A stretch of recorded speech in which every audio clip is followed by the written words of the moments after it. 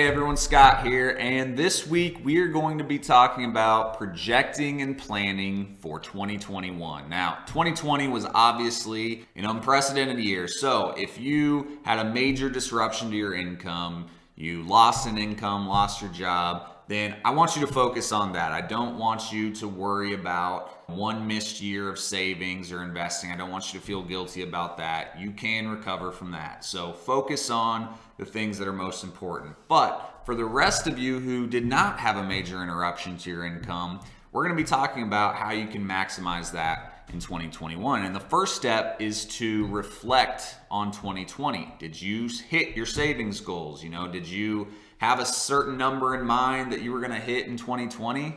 Well, did you reach it? Now's the time to be looking at that. Did you max out your retirement accounts?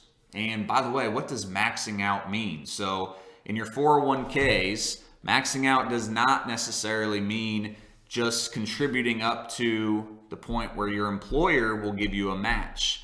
Maxing out in a 401k is putting in $19,500 in a year. Now, I understand that not everyone can afford to do that, but if you can, if you have a high income, then you should really be trying to max out those workplace retirement plans. And by the way, if you're over 50, you can do a catch-up contribution of an additional $6,500. Now, if you don't have access to employer plans like a 401k, 403b, 457, things like that, you can also contribute to IRAs, individual retirement accounts, traditional or Roth. And we're going to be talking a little bit more about those in next week's video. But the max for IRAs are $6,000 if you're under 50, $7,000 if you're over 50. So I want you to shoot in 2021 to max those out. Now, if you didn't max those out in 2020 and you have a high income and maybe you're feeling like you don't have any excuse not to be, I want you to work up to that in 2021. I think it would be really hard for you to go from contributing 5% of your income into a 401k all the way up to 20%. So that's not how I want you to attack this. I want you to automate it though. Okay, and I'm going to talk a lot about automating in 2021 because I think it's a really good way to maximize your finances. But the way I want you to automate this is I want you to go into your 401k plan and increase your contribution by just 1%. And I want you to set a reminder on your phone, and sometimes your 401k will do this for you, but I want you to set a reminder on your phone to increase it 1% each month. Or maybe you can wait a couple of months and increase it 1%. But when you increase it 1%, you're not going to have a major impact on your take-home pay. And I think you can absorb that. You'll hardly even notice it. Whereas if you go straight from 5% to 20%, that's going to really put a major hit on your take-home pay, and it might frustrate you, and you might just revert back to the 5%. So I want you to automatically, slowly ramp up that savings so that you can get closer to your 2021 goal.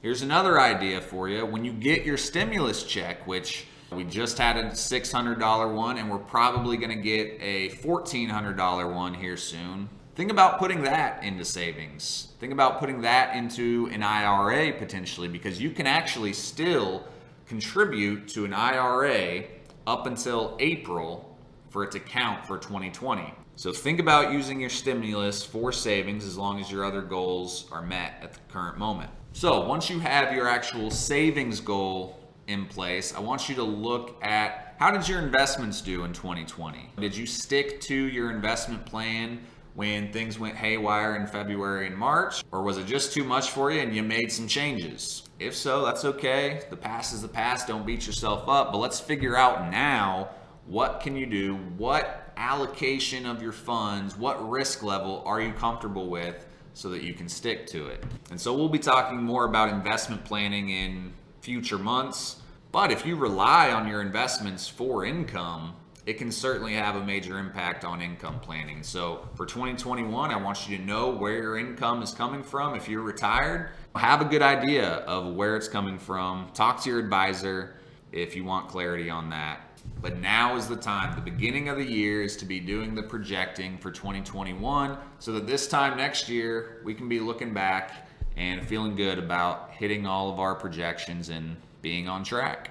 So that's it for income planning. Next week, we're going to be talking about traditional IRAs, Roth IRAs, non-qualified accounts. We're going to be getting into those details, when it makes sense to use each of them. In February, we're going to be talking about tax planning, which I'm excited about. The rest of you may not be, but man, I love tax planning. And if you have any questions in the meantime, give us a call, 844-CARLSON, or you know where to find us. CarlsonFinancial.com. Go up in Carl's Corner. You can see all of our past videos. Or you can check us out on YouTube at Carlson Financial. Go find our page, subscribe to that, and you'll get these videos as soon as we post them. Thanks, and have a good rest of your day.